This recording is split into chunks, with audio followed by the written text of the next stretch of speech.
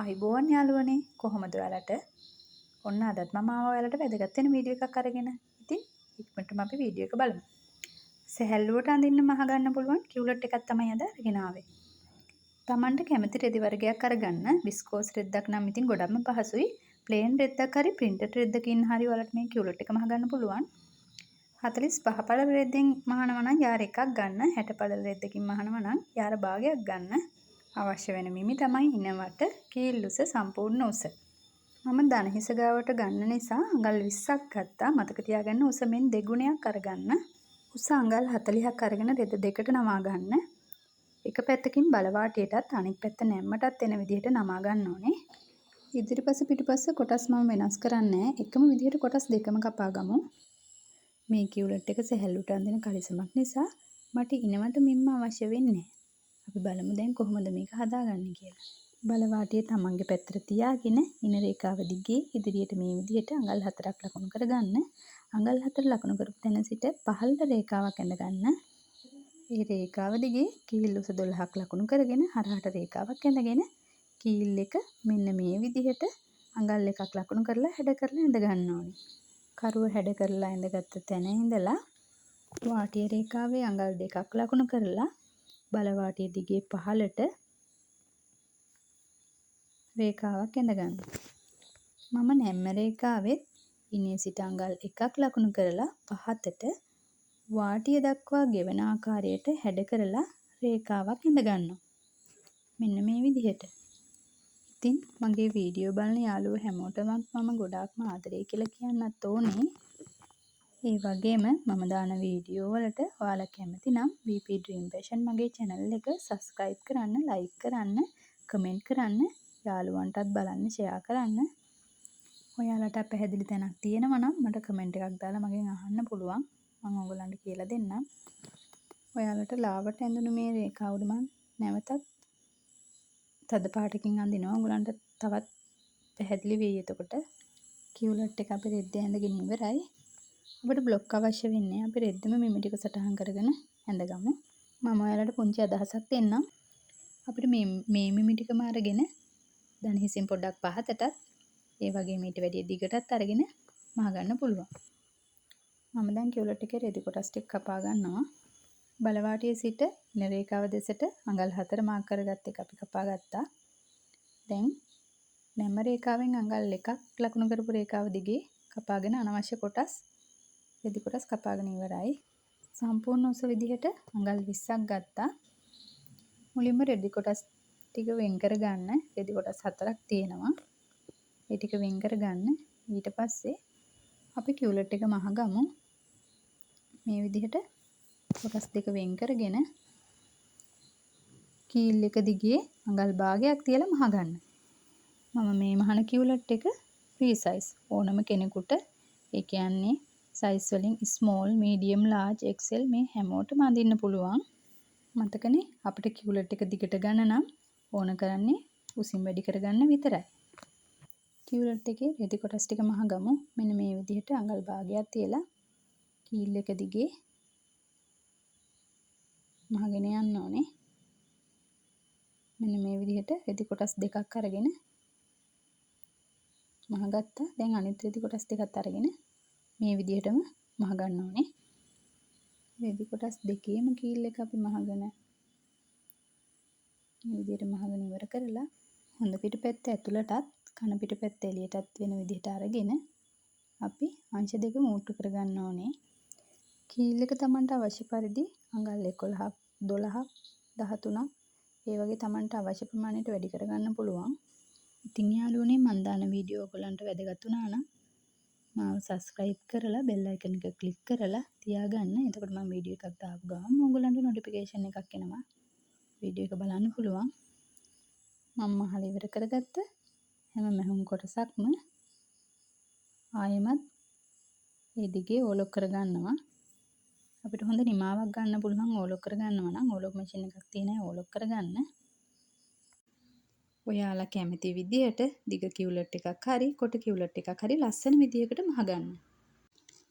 Side එක දෙපැත්තෙන් මහලා ඉවර කරගෙන කකුල් දෙක සම්බන්ධ වෙන තැන මහගන්න ඕන. අපි කෙලින් අතර තමයි කකුල් දෙක දිගේ තියෙන ඒ මුට්ටුව මෙන්න මේ විදිහට මහ ගන්න ඕන. හරියටම මුට්ටු දෙක හරි කෙලින් එන විදිහට තියාගෙන මුට්ටු කරගන්න ඕන. රෙදි කොටසින්ම බෙල්ට් එකට අඟල් 1/2ක් තියාගත්තා. කියුලට් කලිසමේ කකුලේ වාටිය මහ ගන්න ඕනේ. මම අඟල් භාගයකට තමයි වාටිය මහ ගන්නේ. හීනියට මහ ගන්නත් පුළුවන්. භාගයක් දුරට දැන් අපේ කියුලට් එකේ වැඩ ඉවරයි. මේ විදිහට අපි හීනියට මහගෙන යනවා. ඊට පස්සේ අපිට තියෙන්නේ කකුල් දෙකේම වාටි දෙක මහගෙන ඉවර වෙලා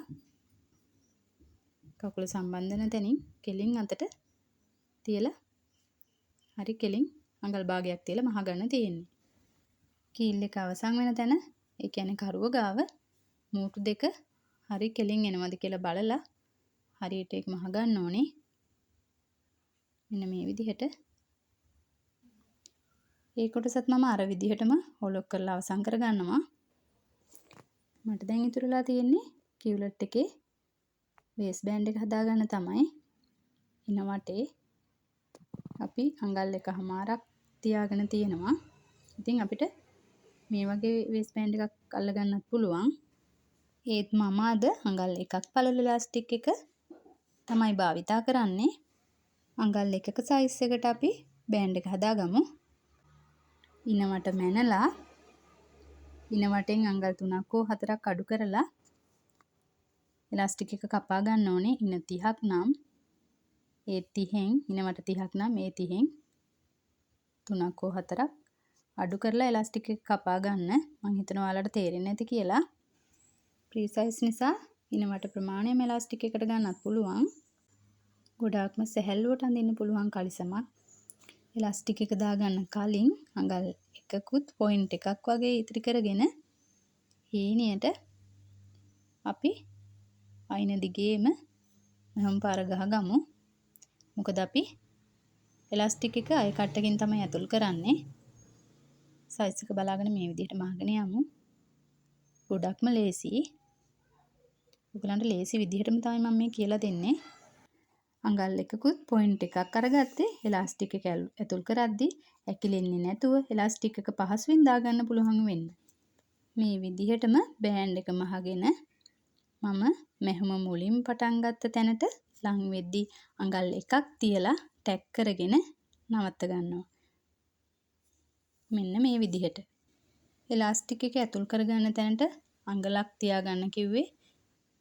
ඒක දාගන්න පහසු වෙන්න. ඊට වැඩි අඩු කරගන්න නම් එපා. ඊට වැඩි වුණාට කමක් නැහැ. ඉතුරු වෙන නූල් කොටස් ඒ මොහොතේම කපලා ඉවත් කරගන්නවා. එතකොට අපිට නූල් කඹන්න අමතර කාලයක් වැය කරන්න ඕනේ නැහැ. මම පුංචි දෙයක් ඉක්මනටම කියන්නම්. ඉනවට 20 22කට අඩු ගොඩක්ම පොඩි දරුවන්ටත් ඉනවට ප්‍රමාණය මැනගෙන ඉනවටින් අඟල් 4ක් හෝ 6ක් අඩු කරලා ඉලාස්ටික් එක හදාගන්න. අඟල් 1ක් පළල ඉලාස්ටික් එක අරගෙන අපි ඉතුරු කරගත්ත සිදුරෙන් අය කට්ටක් ආධාරයෙන් ඉලාස්ටික් එක ඇතුල් කරගන්නවා. මෙන්න මේ විදිහට.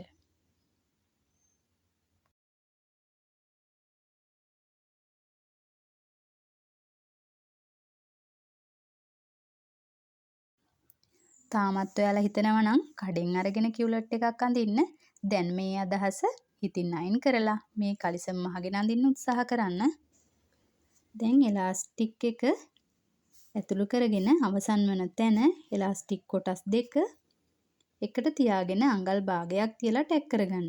ඉතුරු ඉලාස්ටික් කොටස් දෙක මේ විදිහට දෙපැත්තට කරලා ටැග් කරගන්න ඕනේ. ඔන්න දැන් පුංචිම පුංචි වැඩක් කරගන්න තමයි ඉතුරු වෙලා තියෙන්නේ. ඉලාස්ටික් එක ඇතුල් කරගන්න අඟල් 1ක සිදුරක් ඉතුරු කරානේ. ඉලාස්ටික් එක ඇල්ලෙන්නේ නැති වෙන්න මේ කොටස ටැග් කරගන්න ඕනේ. ඉතුරු වෙන නූල් කොටස් අපි අයින් කරගමු.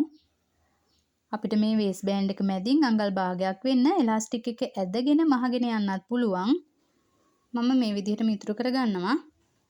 කලිසම හැඩ කරගන්න අපිට පොඩි පොඩි දේවල් ටිකක් එකතු කරගන්න පුළුවන්. මම පොඩි පටි කොටසක් අල්ල ගන්නවා. කියුලට් එක මහලා ඉවරයි. බලන්න කොච්චර ලේසිද කියලා.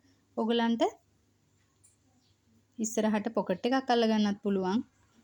ඔයාලා කැමති විදිහකට ලස්සන කරගන්න. බලන්න කොච්චර ලස්සනයිද කියලා. අපේ අතින්ම මහ ගත්තාම අපිට ගොඩක්ම සතුටුයි.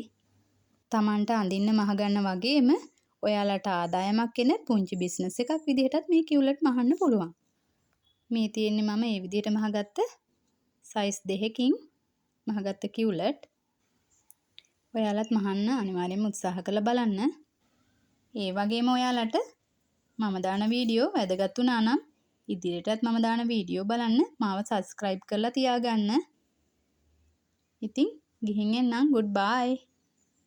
听到左边，小情歌都美得多难填，咖啡是加菲的甜甜圈，咖啡喝惯了换了你选。